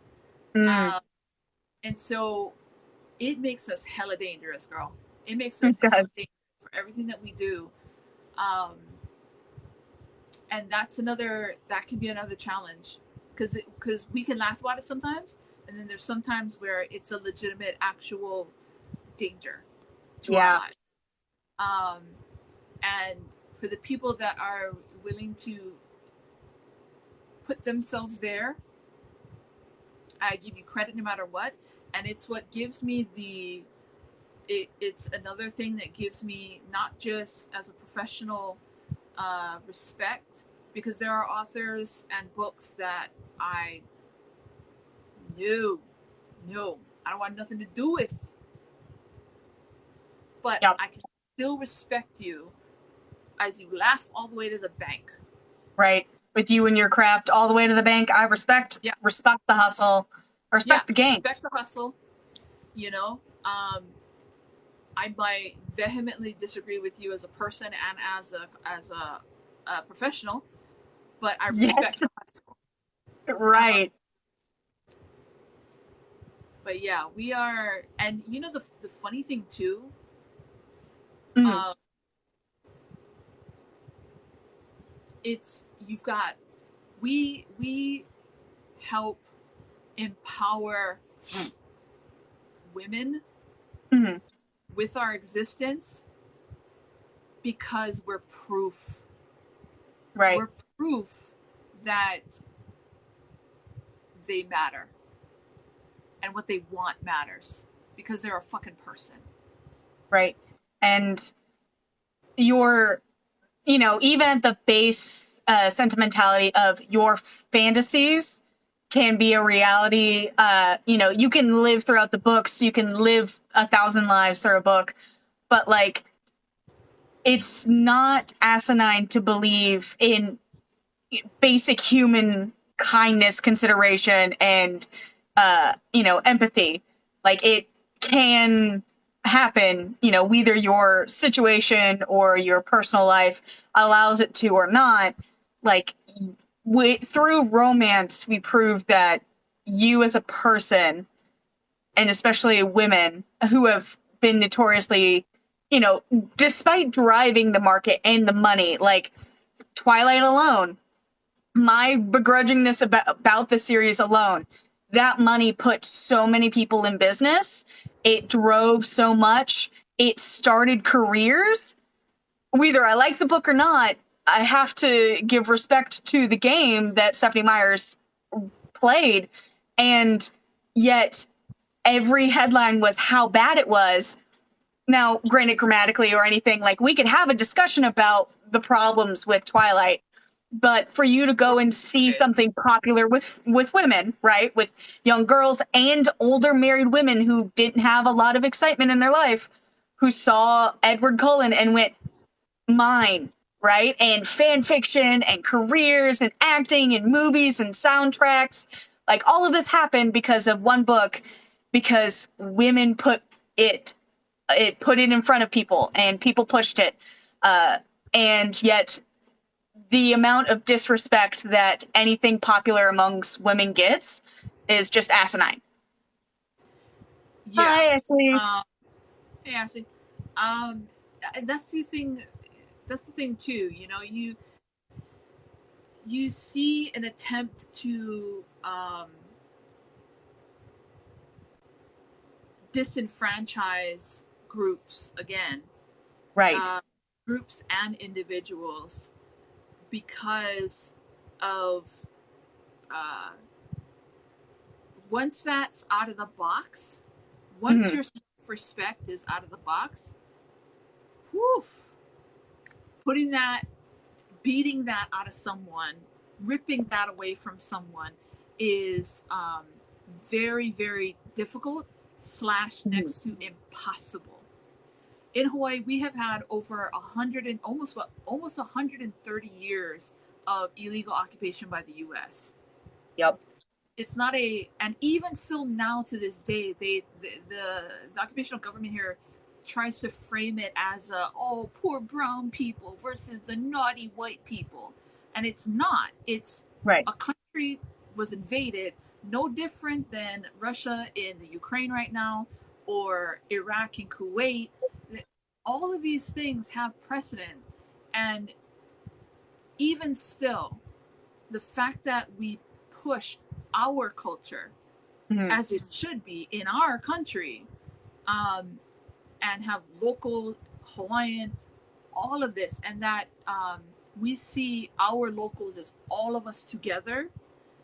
Again, it's disproving a race-based plantation separation mentality, and that push is still there. And every generation we push more and more and more, and it proves more and more and more that we don't have to accept that bullshit, that Yes. we can push through and say, you know what, no, you can't tell us to not do things because you feel it's a problem. And there's or you can't force your hate on us. You can't force us to discriminate against LGBTQ plus. You can't force us to discriminate against women who want proper health care and bodily autonomy. That was Mhm. considered, you know, just fact in Hawaiian culture. You maintained your own bodily autonomy and what you did with it, and this and this and this, and you made, all these. And so it's a push. Everything's a push. Um, you know, the stories that, oh, you know what, Lizzie? I don't know. I wish I had tagged you in it. There was this TikTok going around. Frick, I thought I sent it to you. I wasn't. I might have sent it to Emmanuel. Uh, Um, it was really so fucking poignant. I wish. Damn it! I'm gonna have to look through my messages, and if I find it in Emmanuel's, I'll send it to you. There was this Absolutely. TikTok. And it was amazing because it started out and it went through like 4 different women who had like stitch, stitch, stitch, stitch, stitch, and it was like, do you? Oh fuck me. Do you like? Um, I remember one of them. Do you like alpha male, the alpha males, or do you just not like having to do everything your damn self? Or do you just want to be in a relationship where you're not having to do everything? You know what I mean? And it was like Mhm. this, they tackled a trope and then they supplied it with a thing right after. And it was like 4 of them back to back. And it was the most, I was like, yes, this is the poignancy that especially indie romance authors are like, it's an awakening, because you can say, oh yeah, the growly, I love it. But women are also realizing, wait a minute, maybe it actually appeals to me, not just because everybody loves a growly werewolf dude with like giant also things and also really Right. good things, but because in this story there's a partnership, Right. And it's equal. equality and equity, not just equality but equity between Mm. the partners. That's what I really love about this. This Right. motherfucker is pulling his weight. Right. And he's in the relationship versus someone I have to baby. Like, that was Yeah. my biggest thing with most of my male relationships, is that I was a secondary mother. And I knew, having read books and being, thick in the words and stuff, that it didn't have to be that way. And I kept like beating my head against the wall, like, why can't they just understand it? But you can find someone who's in a partnership with you, and not, I'm trading my mother for you and you're going to do the exact same things for me, but now I get the added added to it, and like, we're not going to deal, I want the Oedipus, whole Yeah. shebang, but like, I also want to only have to put minimal effort versus someone who's in it with you. Yeah, and when you look at um the different mesh of people on TikTok, Hmm. something that we've talked about, and it's tricky because we can get, yeeted from here just even talking about it. Right. You have, I think, Princella, something Mhm. Princella, is another TikToker. She talks about this. She's like, you know, she actually did a breakdown. She did a breakdown of how much it would cost for all the services that are ascribed within an oppressive patriarchy on um, on women Hmm. within romantic relationships, and the cost was almost like $150,000 for Yeah. all of the different jobs that were assigned and unpaid Yeah. upon this individual, whilst the counterpart just expected it. And Right. that's another cultural thing. I'm like, so what now? Like, how does that? And to me, and I could not logically process it, not just Right. because of the polyamory thing, but I couldn't process it because that logically doesn't make sense. Right. And so it's one of those things where it's like, again, what what romance does, especially now. I Hmm. think I think generations prior to us, Lizzie, generations prior to us were like, okay, this is my secret little fantasy time, and Right. maybe a dash of feminism. Go Right. just to kind of Just a little sprinkle. just Nothing sprinkle, too risque. nothing too risque. Like the Harlequin, okay? Right. You know, but um, The and bodice then snatchers.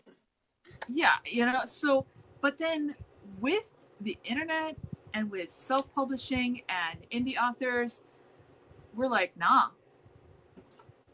Right. we're I will here. not take minimum standards. I will not take subpar standards. I have basic expectations and I don't take nonsense. Like I'm not here I want, if I'm looking for dark romance, maybe I'm looking for someone who's willing to burn the world for me. If I'm looking at monster romance, I'm looking for someone who sees me for all of my parts, including what's inside. Like the different facets of romance allow you to play into those and raise your expectations, and rightfully so, the way they should have always been. Yeah, and we're not talking about, and the other thing too is like, um, I didn't realize the bar I have for partners Right. as compared to some of the readers I've interacted with, the authors I've interacted with, my colleagues. They would see my bar as floating outside of the planet. Right. Why are your expectations so high? It's like, why is your bar on the floor? It's not even on the floor. It's like Sub in the molten core. Subterranean. Right. Yeah, yeah, and I think you know, especially again, and I specifically say indie authors because Yeah. trad. I don't care. I don't care what excuses people give me. Trad authors, they get so. There is an author, who I'm not going to say her name. Right. I've read some of her trad produced books, Yeah. and you could tell the moment that one of her editors or somebody in marketing got a hold of it and neutered it or Yep. lobotomized it. Because how do I know? Because I've read one of her indie self published ones, and Yep. it's fucking day and night when it comes to quality. And her indie one, chef's kiss. Right. Her And trad it has ones, that right. I don't destroy books. I literally threw them away Yeah. because I could not justify that rubbish on somebody getting in somebody else's hands, which is Precisely. terrible. Really, really terrible. I shouldn't think that way. But to be fair, there was water damage as well. I mean, like heavy water damage that I didn't realize it happened.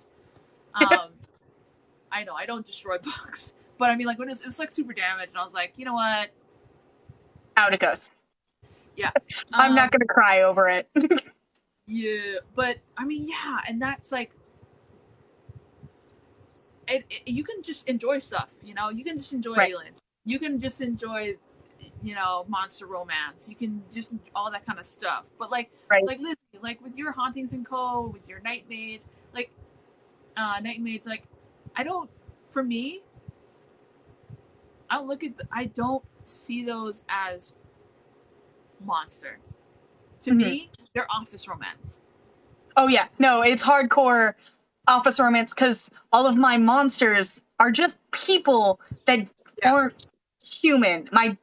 default isn't human. It's magical you've got pointy ears, you have a snout, you have fur, you have scales. Like, it's only using monster because that's a marketing word. I would Yeah. honestly say most of my romances are just office romance, with the added bonus of pick your breed. Do you want to be a dragon? Here you go. Do you want to be an elf? Here you go. Do you want to, hail Kafufu and enjoy Wiggly Boys? Here you go. Like, it's not that they're monsters, because when I think of monsters, I think of the thing under my bed that's trying to steal my toes and take me to subterranean land, and keep me there. Like, they're just people. It's just he happens to have claws, or he happens to have big eyes on the side of his face. Yeah, and that's the other thing. Again, I go back to indie authors of why we're so dangerous is because we see our qualification for what a person is sentience. Mm. Not some like bizarre ass how much melanin you have or don't have. We're one fucking species. We have a wide range, okay? You know, or hair or decorations, Right. I love my accessories. yeah, your personhood is not um in jeopardy based Mm. upon any of that bullshit. And I think that is another thing that makes indie romance authors also incredibly dangerous. Um, like I remember, okay, getting serious, like hella serious for a moment. I remember this was years back. I had friends in some countries that were going through, let's just say the spring, Yeah. if you remember those. And God, I was so fucking scared for them. I didn't know if they were going to be alive the next day, within the next hour. The internet had gotten shut off in their countries on purpose. Um, Desperately searching through clips, seeing people in the streets being and or falling, pieces of them coming off, shall we say. And Yeah. it's just like, you know, stories matter. These like did you ever watch Babylon 5, the Yes. series? There was a moment, right, when on Lashak, um this this group, the Rangers, this Mm-hmm. group of many different sentient species, and these two students, and Mm-hmm. the teacher was trying to explain to one of the students, said, and he came from like a warrior kind of background, warrior caste background, and he was trying to get him to understand a fundamental uh, point that kind of kept going over his head, and it's relevant to what I'm trying to express as well. He was saying to this young man, um, this young person, that if I told you to go up to this mountain and get this flower, and you would die after you did it, would you do it? No, that's dumb. That's a waste of my life. Now, Right. what if I told you that going up to this mountain, getting this flower, bringing it back down would be the spark that unites this world and frees them? Mm-hmm. Would you do it? Well, of course, because then my life would have meaning. And the point just went over this young person's head. And that's the thing, like, I think for some of our readers and our colleagues, that it's still going over their heads how much mana, how much power they have as storytellers. But I think that there's a growing percentage of our readers and our colleagues that are awakening to the fact that, oh fuck, I hate using that word because it's so douche canoeing, but like they're realizing Right. that this growing number is realizing that there's power in words, and it's something that, like, my culture has always known that there's your words have power. Mm. And this story of I shit you not, Lizzie, there could be somebody today in this very moment who read one of your books, read Knight and Mage, and was able to come to grips with something they may be struggling with, and it forever changed their lives, and it came out of a fucking monster romance. That is power. That's power over the soul, that's power over the mind, and then from there, the lower power over people's bodies. That is something that is unmatched and needs to be respected and protected, because it's these stories, these words, and you see it here on TikTok too, especially with what's going on in Iran.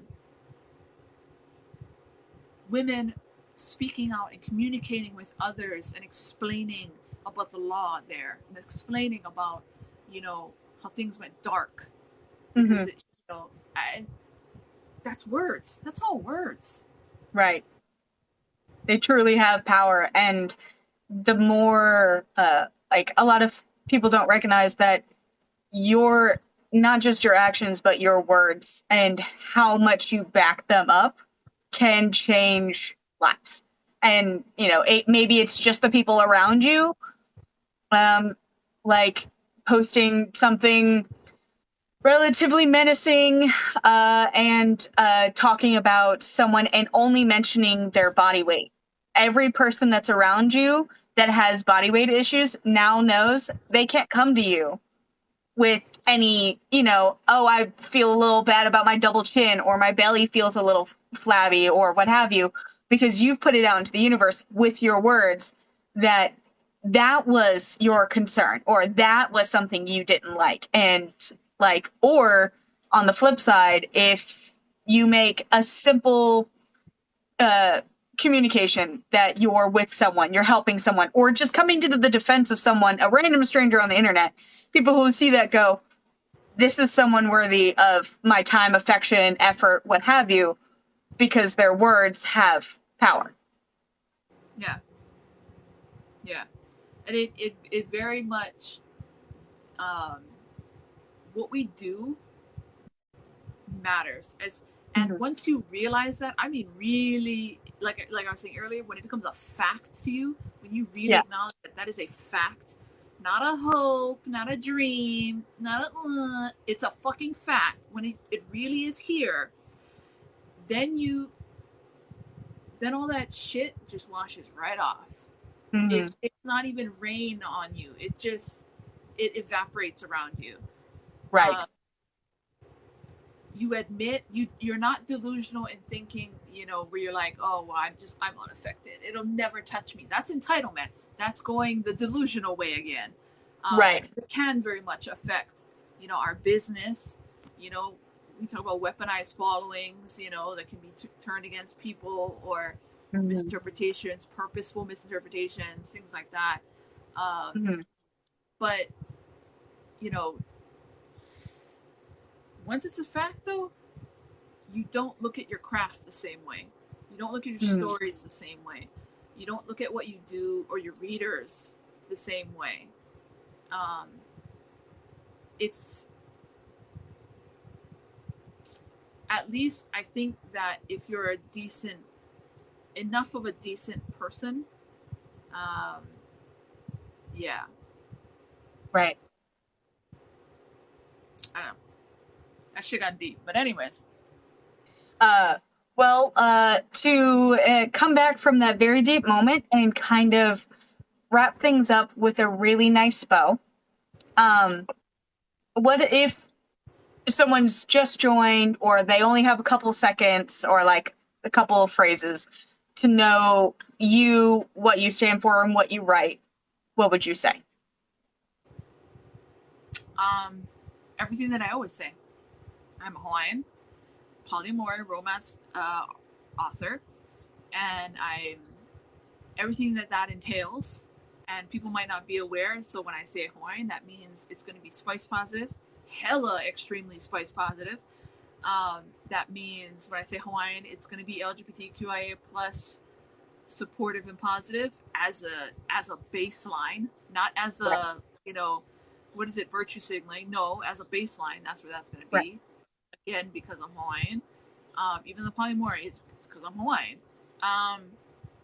I think that it would be also that um, very matter of shut up, Annie. I'm not. Um, I would say very matter of fact. Always that. And it's not people confuse that with being obstinate or stubborn or not accepting no, I'd rather be wrong.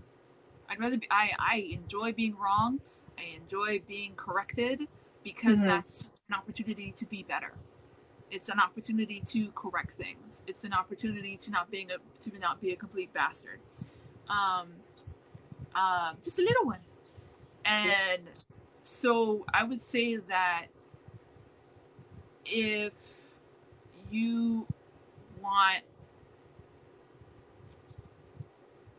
a solid world that treats what you might have thought as fantasy as reality, then I'm your author. Because unless there's some highly specific reason for Mm-hmm. there to be oppressive patriarchy or some shit like that in there, and it's got to be specific to why it needs to be in there, because I'm not going to inherently have that in there because I fundamentally didn't grow up with it and I don't understand it. Right. So if you're looking for books that you don't have to worry about that shit, then my books would be the books for you. So I love that. and nobody's going to be digmatized. I Yeah, like that. I can't read that shit and I can't write that shit either. Um, yeah, like yeah, if you want grit and you want variety up the wazoo,